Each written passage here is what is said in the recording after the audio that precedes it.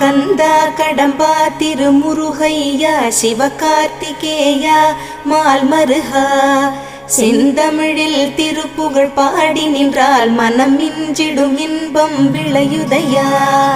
சிரகிரி வேலவனை காண்கையிலே விழிவோரம் கண்ணீர் பெருகிடுமே. கந்த சஷ்டி கவச்சம் போதுவோர்க்கு கந்தன் கருணை என்றும் துணை வருமே.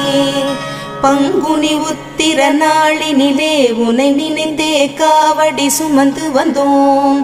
புன்னகை புரியும் ஷண்முகனே உன் சன்னதி தேடி ஓடி வந்தோம். உன் பதம் பணிவது என் தவமே, என் மனதில் நிறைந்திடும் உன் முகமே.